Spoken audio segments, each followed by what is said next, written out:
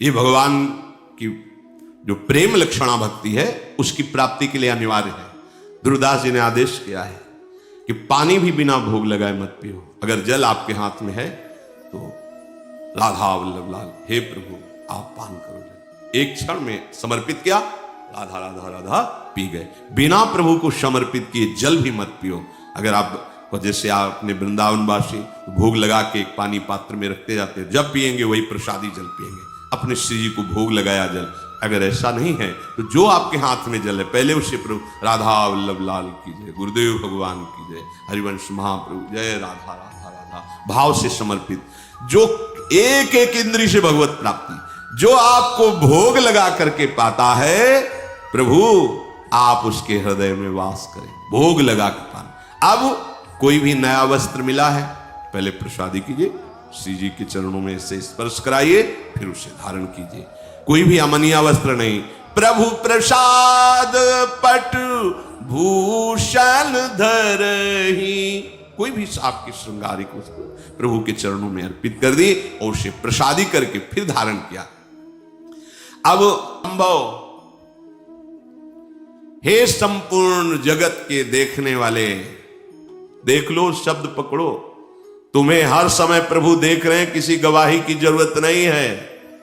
यदि तुम ऐसा स्वीकार कर लोगे तो तुमसे पाप कर्म होंगे ही नहीं, क्योंकि पाप कर्म वही होते जहां मुझे लगता है कोई देख नहीं रहा है। कोई नहीं देख रहा, लेकिन जग पेखनी तुम देखनी हारे। इस जग रूपी प्रपंच रूपी पेखना को देखने वाले प्रभु हैं, वही इस नाटक को देख रहे हैं। कोई ऐसा एक जीव भी नहीं जिसे प्रभु की दृष्टि न पड़ रही हो, सबको देख रहे हैं। भगवान ब्रह्मा विष्णु महेश ये स्वयं इस रूप को धारण करके सृष्टि का सृजन पालन और लय करते हैं। कोई आपके मर्म को नहीं जान सकता, तो हे नाथ फिर और कौन जान सकता है? वही जान सकता है जिसे आप जना देते हो, और जो आपको जान जाता है वो आपका स्वरूप बन जाता है। जानत तुम्हें हो जाए। कैसे जानता है? जिसे आप जना देते हो। आप कैसे जनाते हो? कृपा करके। तुम्हारी कृपा तुम्हारी रघुनंदन, जानई भगत भगत उर चंदन। भक्तों के हृदय को शीतलता प्रदान करने वाले प्रभु, आपकी कृपा से भक्त आपको जान जाते हो। जो जान जाते हैं वो आपका स्वरूप हो जाते हैं। तस्मित् तज्जने भेदा भावात ब्रह्मविद ब्रह्मवि भवति। जो ब्रह्म को जान लेता है वो ब्रह्म स्वरूप हो जाता है। हे प्रभु, आपकी ये जो देह है ये चिदानंदमय है, ये पांच भौतिक नहीं है। इसमें किसी भी तरह का कोई विकार नहीं है। जैसे अपने लोगों की देह है तो कर्म बंधन युक्त है, विकार युक्त है, त्रिदेह है। स्थूल सूक्ष्म कारण तीन देह है, माया जनित रचित है। लेकिन प्रभु का चिदानंदमय है। उसमें ऐसा नहीं कि आत्मा अलग, मन अलग, देह अलग, ऐसा नहीं है। संपूर्ण चिदानंदमय।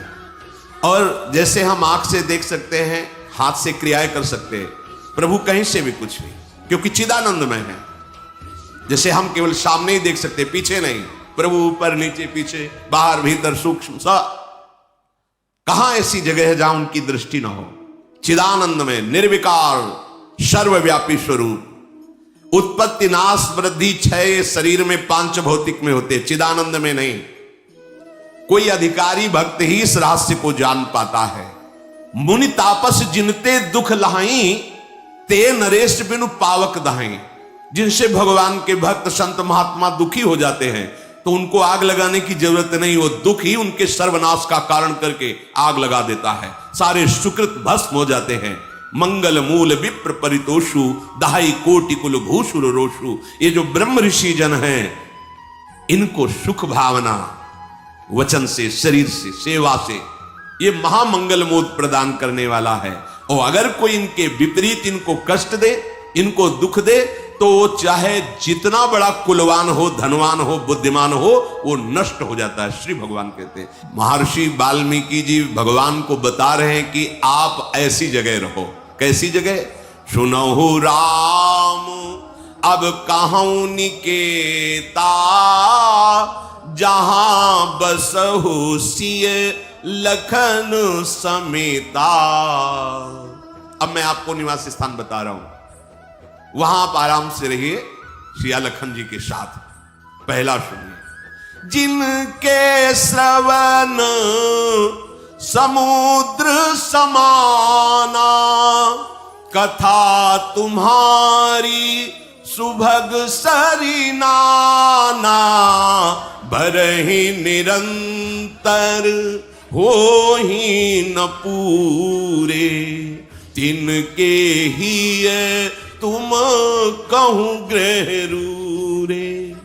जिनके कान समुद्र स्वभाव को प्राप्त हो गए हैं।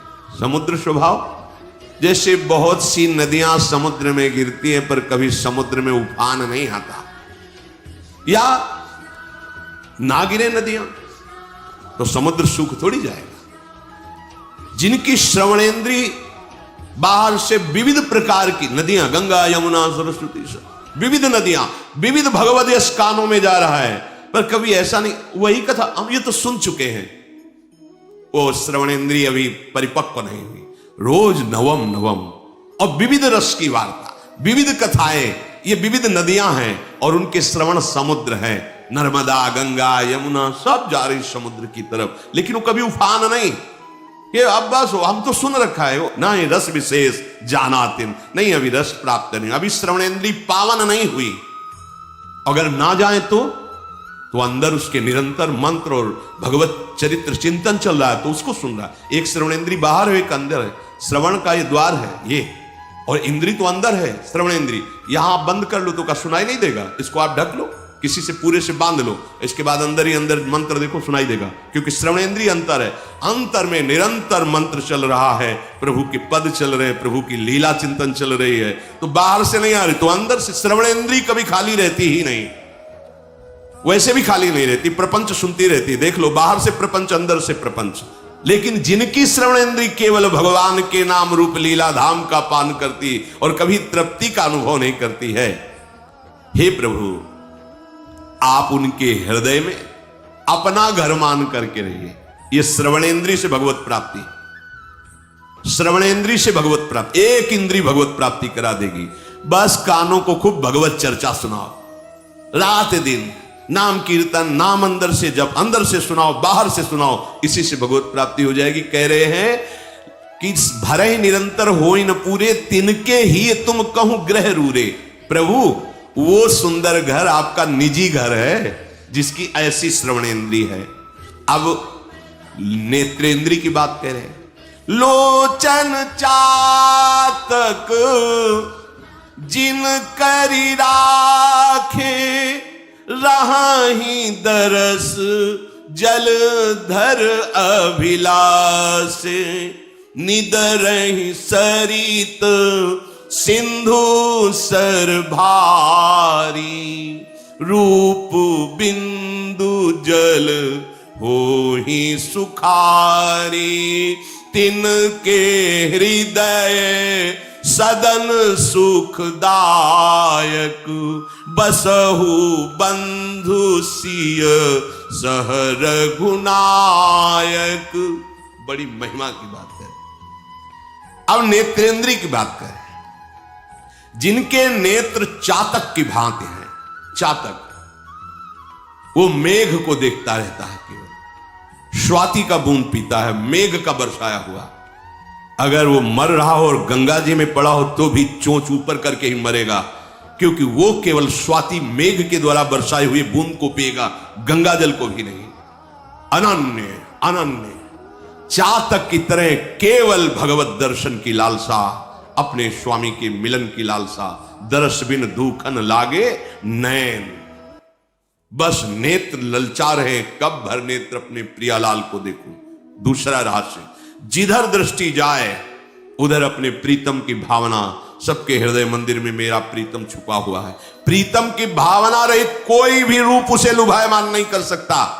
निदरहि सरित सिंधु सर भारी, अपने आराध्य देव के रूप के सिवा चाहे त्रिभुवन का कोई भी सौंदर्य हो, वो नेत्र लुभायमान नहीं हो सकते, क्योंकि जैसे चातक है केवल मेघ के द्वारा बरसे हुए स्वाति की बूंद को लेगा, अन्यथा वो भले गंगा की धारा में पड़ा हो मर जाएगा, एक बूंद जल जीवित नहीं जाने देगा।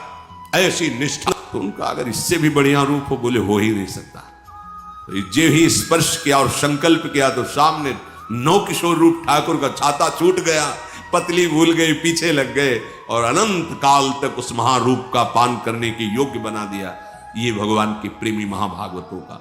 तो जिनके नेत्र चातक की तरह केवल भगवत रूप दर्शन की लालसा रखते, कोई कितना भी रूपवान हो। श्रीपाद प्रबोधानंद सरस्वती जी ने कहा कि राधा किशोरी के चरणों का आश्रय लेने वाले को भगवान का मोहिनी रूप भी मोहित नहीं कर सकता, क्योंकि मोहिनी प्रिया जो मोहन को, विश्व मोहन को, मदन मोहन को, मुनिमन मोहन को, सुमन मन मोहन को अपने अधीन किए हुए हैं। जाके अधीन सदाई सांवरो, उन लाडली की ठसक रखने वाला, जिनके नेत्र लाडली के गोरे चरणारविंद के दर्शन की लालसा से युक्त है, उनको भला कौन लुभायमान कर सकता है। तो कह रहे जिनके ऐसे नेत्र हैं, नेत्र इंद्री का वर्ण, कि वो केवल प्रभु की रूप माधुरी देखने के लिए हर समय तप्त रहते हैं, जलते रहते हैं। दर्श बिन दुखन लागे न, जब से तुम बिछुरे पी प्यारे कबहु न पायो चैन। बोले ऐसे उपासक के हृदय में, हे प्रभु आपका सुखदाई महल है उसका हृदय, आप सुखपूर्वक तीनों, आप लखन और श्रिया उसके हृदय में विराजमान हो। जस तुम्हार, अब वाकेंद्री, जस तुम्हार मानस विमल, हंसिनी जी हा जासु, मुक्ता हल गुण गन चुनई, राम बसऊ हियतासु। जिनकी ये वाणी हंसिनी है, हंसिनी शब्द का प्रयोग किया है क्योंकि जल और दूध मिला के रख दो तो हंस हंसिनी की ही ताकत है कि वो केवल दूध पी लेगा, जल छोड़ देगा। संपूर्ण विश्व में रहते हुए भी भगवत स्वरूप वाणी कर ली जाए। कई बार चर्चा में कहा है कि यदि कोई आप